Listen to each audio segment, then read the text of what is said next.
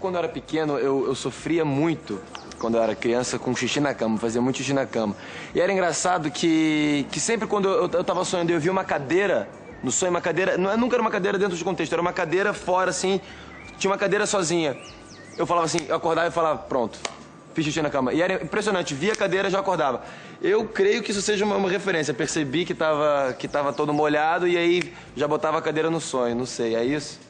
Humberto botando uma cadeira com xixi. Humberto, E aí, ia ser complicado esse sonho. Eu já ouvi milhares e milhares de sonhos, né? Cada sonho, quando a gente não tem uma hipótese enquanto profissional, a gente tem que conversar com a pessoa que sonhou, tirando informações da pessoa que a gente vai chegar ao significado do sonho. Isso que eu estou fazendo não é um diagnóstico, não quero, claro que é uma não. hipótese possível. Uma hipótese, tá? para ajudar exemplo, outras pessoas que estão em casa. Se o sonho é compensatório, qual é o mistério de aparecer a cadeira, né, no sonho e ele já associar que fez xixi na cama? Para mim é um mistério também. É um mistério. Que cadeira é essa, né, em que circunstância, é qualquer cadeira, é aí que o sonho poderia ser esclarecido. Entendi. Agora, pegando a dica do Humberto, e para quem sonha que fez xixi na cama, ou fez xixi na cama mesmo, tem alguma recomendação? Enfim, o que seria? Que tem muita gente grande ainda, que você deve saber melhor que eu. Mas aí já é um sintoma, né? Geralmente são traumas que a pessoa tem na infância. Eu conheço casos de pessoas que tiveram trauma na infância, principalmente com o pai, e aí urina até os 20, 25 anos. Nossa! Tá? Isso porque no reino animal, dois animais quando se enfrentam, o que vai se render, ele se urina todo, dando sinal para o mais forte do que ele está se rendendo. Então, uma criança que tem problemas sérios, alguns traumas com figuras de autoridade, ela pode urinar na cama durante uma década ou mais. Tá? Mesmo depois dos 10, 12, 15 anos. Ou mesmo depois, dependendo do trauma, mesmo depois da compreensão, né? Faz uma terapia e ainda continua urinando na cama. E a própria natureza se encarrega de tirar esse trauma. E tem tratamento, Ascânio? De urinar na cama? Ah, com certeza. Mas aí teria que procurar um especialista, né? Mais uma pergunta. Todo mundo tem aqui alguns sonhos que são recorrentes, e eu também tenho um. É de que no sonho, eu consigo quase realizar todos os meus projetos. E, de repente, no último finalzinho, eu não consigo. O que quer dizer isso? É um complexo? O que é isso? Olha, novamente... Milton, beijo, Milton. Lindo, Milton. Novamente, como hipótese. Tá? Como hipótese, sempre. O sonho é compensatório. Então, esse sonho que ele teve, pode ter... O Bill Gates poderia sonhar com esse sonho. Por quê? Nossa. Porque o Bill Gates é um homem que realizou muitas coisas na vida, realiza muitas coisas na vida. A natureza, para dizer para a gente, ou para ele, que ele não é completo, coloca um sonho onde ele vai entrar em contato com a sua incompletude. É a natureza alertando de que a gente não é perfeito. Eu lembro de um pintor, quando eu era solteiro, eu pedi para ele pintar a minha casa, foi a melhor pintura que eu já vi. Eu elogiei muito o pintor, falei, nossa, que maravilha. Aí ele foi embora, a porta da cozinha estava aberta, na hora que eu fecho a porta da cozinha, atrás da porta da cozinha, na parede, tinha meio metro que não foi pintado. Aí eu fiquei assustado com aquilo. Aí, com o passar do tempo, eu fui compreendendo. Toda a perfeição dele, provavelmente, ou era intencional, ou o próprio inconsciente deixou aquele pedaço sem completar para mostrar que a perfeição dele não é tão grande assim.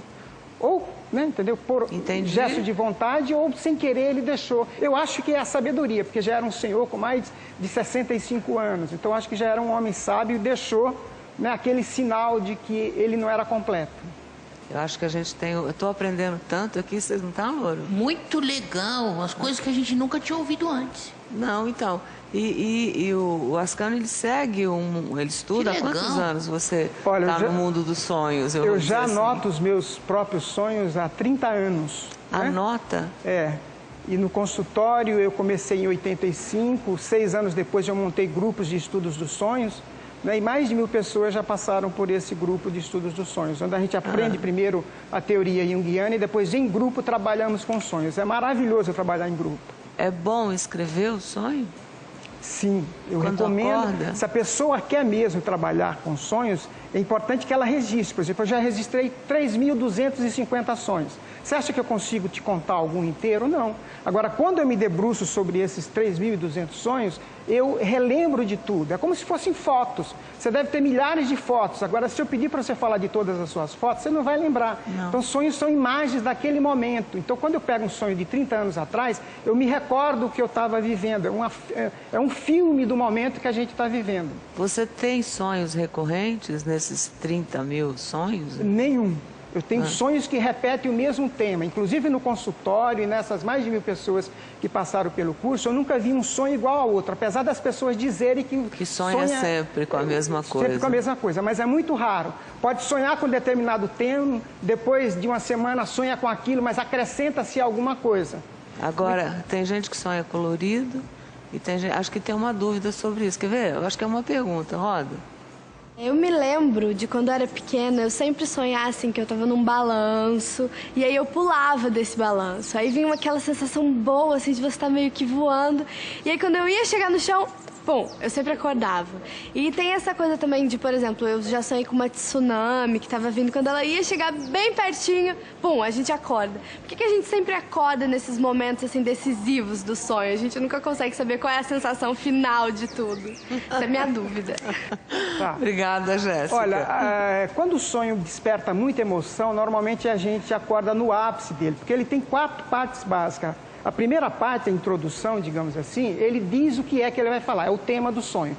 Depois ele pega os contos de fadas são assim também, os mitos. Depois ele desenvolve aquele tema, aí atinge um ápice emocional e depois tem a conclusão. É a mesma estrutura do teatro, né, da tragédia grega. É verdade. Tá? Então as pessoas acordam no ápice porque o inconsciente, quando vai dar a solução para o problema, a pessoa não suporta ouvir a solução e acorda antes. Ah, é? Não quer dizer que isso é no sonho dela do balançar, porque ela era criança e balançar é o próprio, né, o que a criança coisa. Mais gosta, né? O puro prazer. Tá? E ela acordar na hora que ela pula do balanço, ou seja, acabou o prazer do sono, é hora de começar a aprender na realidade. Cair na realidade.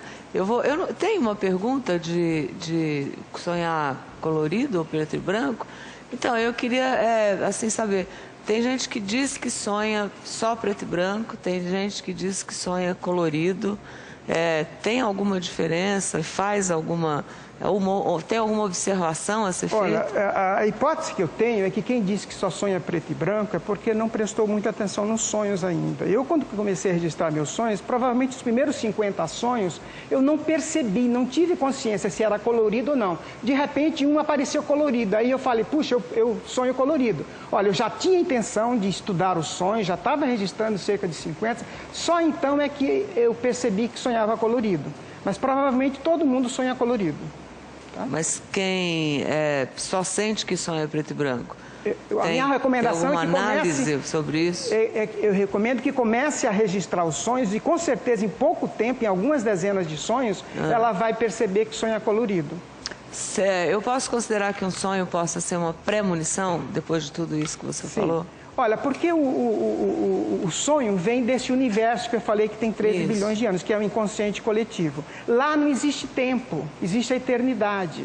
Do mesmo jeito que eu planto, eu gosto de dar esse exemplo em sala de aula, que se eu plantar uma semente de abacate, vai crescer como uma árvore grande. Eu posso dizer, olha, para uma criança, essa semente que eu estou plantando, daqui 10 anos vai dar aquele fruto. E isso não é futurologia, isso é a lógica da natureza. Então, nós temos em mente o desenvolvimento que nós seremos. Toda a nossa potencialidade está aqui. Como o inconsciente já sabe o começo e meio da vida das bilhões de pessoas que já existiram e que existe agora, ele, num sonho, ele antecipa porções desse futuro. Então, é um mistério muito grande. Tá? O inconsciente, eu comparo com o cosmos. Os cientistas, os físicos, os astrônomos dizem que as galáxias todas, bilhões de galáxias que a gente vê, só representa 4% do universo, do cosmos. 96% é energia escura e matéria escura, que eles não sabem nem de que é feito. Aí eu digo, olha, o ser humano é muito semelhante ao universo também. Nós achamos que conhecemos e provavelmente só conhecemos 4%, que é esse lado luz, o lado consciente. Mas nós somos governados por forças que a gente desconhece, que são essas forças do inconsciente. É como se a gente fosse o motorista de um carro, né? Numa rua de muito movimento. A gente tem vários elementos, né, que fazem com que a nossa condução do carro dê certo, ou não. Tá? Tem uns que batem feio. Exatamente. Quando se distrai, ou outros batem, e não depende da vontade dele. É verdade. Eu tenho uma pergunta. Fala, Lourdes. Eu queria